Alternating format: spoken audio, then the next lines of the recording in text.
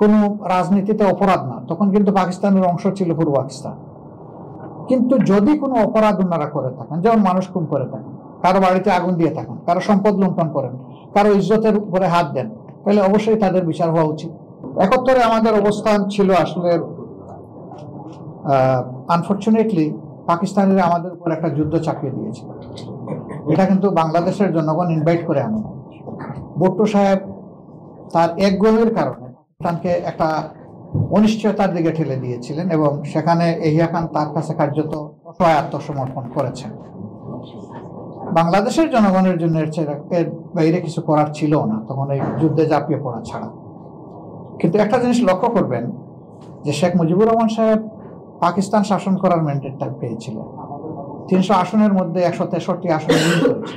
সবগুলা ছিল পূর্ব পাকিস্তান, 161 আসন সবগুলা ছিল পূর্ব পাকিস্তানের। পূর্ব পাকিস্তানে মাত্র 2টি আসন ছাড়া সব তিনি উইন করেছিলেন। কিন্তু পশ্চিম পাকিস্তানে তার কোনো আসন ছিল না। ওইদিকে ভুট্টো সাহেব 72 আসনে সেখানে জয়লাভ করেছেন, কিন্তু পূর্ব পাকিস্তানে তার কোনো আসন ছিল না। তো উনি আজগুবি দাবি করে বসলেন যে শেখ মুজিব যেমন পশ্চিম পাকিস্তানে কোনো আসন পান নাই, আমিও তেমন পূর্ব পাকিস্তানে আসন পাই নাই, কাজেই দুই অংশ শাসন করার এখতিয়ার জনগণ আমাদের কাউকে দেয় নাই। সুতরাং তিনি হবেন পূর্বের প্রধানমন্ত্রী, আমি হব পশ্চিমের প্রধানমন্ত্রী। তৎকালীন পাকিস্তানের সংবিধান এটা অ্যালাউ করে না। এই ডেডলক মেটানোর জন্য দফায় দফায় ঢাকায় মিটিং হয়েছে এহিয়া খানের সাথে এবং ভুট্টো সাহেবের সাথে, শেখ মুজিবুর রহমান সাহেব। তিনি কিন্তু দেশ স্বাধীন করার জন্য এই মিটিং করেন। তিনি করেছেন তার অধিকার এস্টাবলিশ করার জন্য। জনগণ যাকে রায় দিয়েছে তার হাতে ক্ষমতা দিতে হবে, এটা বোঝানোর জন্য। কিন্তু শেষ পর্যন্ত হলো না, তারা ঝাঁপায়ে পড়লো। শেখ মুজিব সাহেব নিজে কিন্তু স্বাধীনতার প্রক্লেমেশন দিয়ে যেতে পারলেন না। এটা শেখ মুজিব সাহেবের ঘনিষ্ঠতম সহচর, বন্ধু, সহকর্মী তাজউদ্দিন সাহেবের মেয়ে লিখেছেন তার নেতা এবং পিতাই বই। আপনারা আশা করি অনেকেই বইটা পড়েছেন। তিনি ড্রাফট নিয়ে গিয়েছিলেন, তিনি বলছেন না, আমি সাইন করবো না, তুমি চলে যাও। তাজউদ্দিন সাহেব চলে এসেছেন, তিনি অ্যারেস্ট হয়ে গেছেন পাকিস্তানিদের হাতে, আমরা রয়ে গেছি পূর্ব পাকিস্তানে। এখন জিজ্ঞেস করতে পারেন 1 কোটি মানুষ ভারতে গেল, আপনারা গেলেন না কেন? আসলে আমাদের যাওয়ার কোনো রাস্তা ছিল না। বলবেন কেন রাস্তা থাকবে না? মৌলানা ভাসানী সাহেব বাংলাদেশের রাজনীতির অবিচ্ছেদ্য অংশ। তিনি কিন্তু ভারতে গিয়েছিলেন যুদ্ধ করার জন্য, 4 দিনের বেশি থাকতে পারেন না, এর মাঝে অ্যারেস্ট হয়ে গেছিলেন। তার জীবন বিপন্ন হওয়ার উপক্রম হয়েছিল, তিনি বাধ্য হয়েছিলেন ফিরে আসতে তৎকালীন পূর্ব পাকিস্তান। জীবনের ঝুঁকি নিয়ে তিনি থেকেছেন পূর্ব পাকিস্তান। তা কেন? তার নামের আগে মৌলানা আছে। তিনি কিন্তু সেই অর্থে কোনো মাদ্রাসায় পড়ুয়া মানুষ না। চর্চা ছিল তার ইসলামের উপরে কিছুটা, তার বেশভূষা ছিল মুসলমানদের মতো। তিনি একটা বিশেষ কায়দার টুপি পরতেন এবং খদ্দরের পাঞ্জাবি পরতেন, আর তার সহকর্মীরা তাকে মৌলানা বলেই অভিনন্দিত করত এবং তিনি সেটাতে কমফোর্ট ফিল করতেন।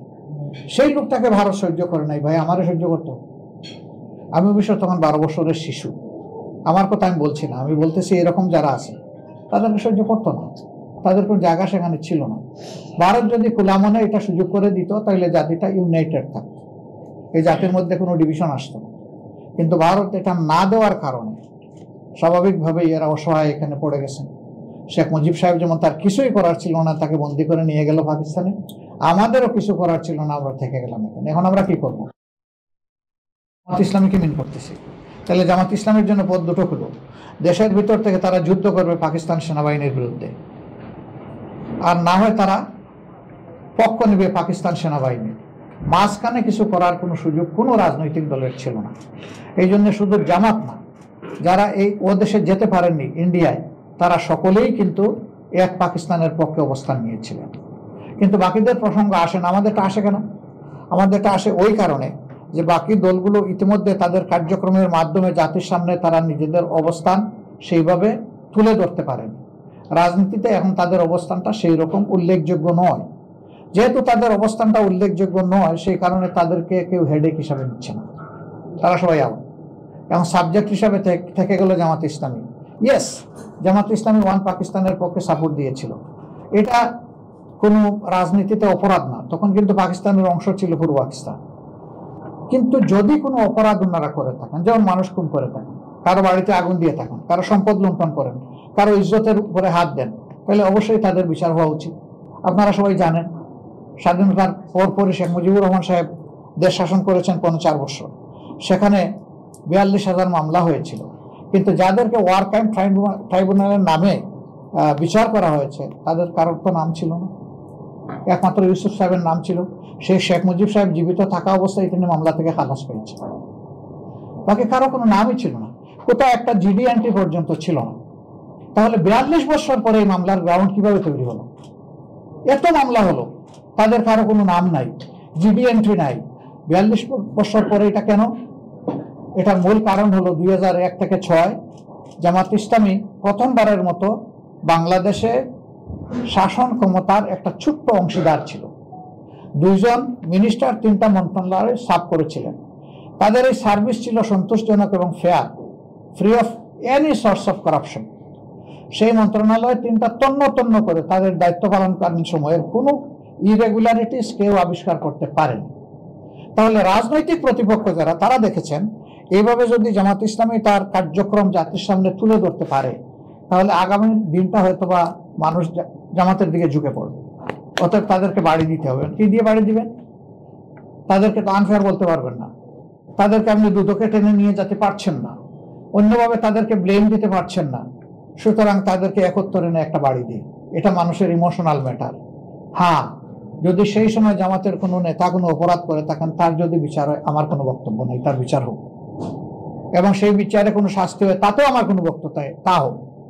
কিন্তু একজন যদি অপরাধ না করে, শুধু রাজনীতির কারণে যদি তিনি ভিক্টিমাইজড হন, এটা এর চাইতে বড় অপরাধ। এই নির্দিষ্ট অপরাধ করার জন্য যেটা হইতো তার শাস্তি, একজনকে অন্যায়ভাবে ভিক্টিমাইজ করা, এবং সেটি আমরা মনে করি হয়েছে। এই বিচারের ব্যাপারে অনেকেই আপত্তি তুলেছেন। আমি জাস্ট ব্রিটেনের একটা কোর্টের একটা বিষয় আপনাদের সামনে কোট করব। চৌধুরী মঈনুদ্দিনের একটা এই সংক্রান্ত বিচারের রায়ে এখানে আমাদের যে বিচারটা হয়েছে ওয়ার ক্রাইম ট্রাইব্যুনালের নামে, সেই বিচারের ব্যাপারে এখানকার জাজরা একটা অবজারভেশন দিয়েছে, it's a genocide of justice. এই বিচারের মাধ্যমে বিচারকে হত্যা করা হয়েছে, বিচারের গণহত্যা এটা হয়েছে। This is reality. তো আমরা এই সমস্ত পেইন নিয়ে আছি। 15টা বছর আমাদের অফিসে একদিন আমাদেরকে বসতে দেয়নি, কথা বলতে দেয়নি। আমরা এই দেশের নাগরিক, একটা বৈধ পার্টি, আমাদেরকে একটা র্যালি অর্গানাইজ করতে দেওয়া হয়নি। আমাদের কথা নিয়ে সাংবাদিকদের কাছে যেতে পারি নাই, তাদের মাধ্যমে জাতিকে বলতে পারি নাই, সাংবাদিকদের মনের কথাগুলো আমরা শুনতে পারি নাই, তাদের মাধ্যমে জাতির কথা আমাদের কাছে আসবে এটাও বন্ধ ছিল। ফলে আমাদের সকল ইন্টারাকশন বন্ধ করে দেওয়া হয়েছে। এই 5 তারিখের পর থেকে আগস্ট মাসে আমরা একটু সামান্য সুযোগ পেয়েছি। আজকেটাও তার একটা প্রমাণ। আমরা এখন আমাদের কথা যেমন বলতে পারছি, আপনাদের কথাগুলো শুনতে পাচ্ছি। এইভাবে যখন ইন্টারাকশন আমাদের বেশি বেশি করে হবে, তখন আমাদের ব্যাপারে মিস প্রপাগান্ডা এবং মিথ যেগুলো আছে, ইনশাল্লাহ আমরা আশা করি দূর হবে। আর আমরা যদি কোনো ভুল করে থাকি, সত্যি যদি এটা উইদাউট এনি কোয়েশ্চেন এটা যদি প্রমাণ হয় সন্দেহাতীতভাবে, আমি দায়িত্ব নিচ্ছি, আমি ক্ষমা চাবো জাতির কাছে ইনশাআল্লাহ। এই ব্যাপারে আমার কোনো দুর্বলতা নাই। ধন্যবাদ। জি।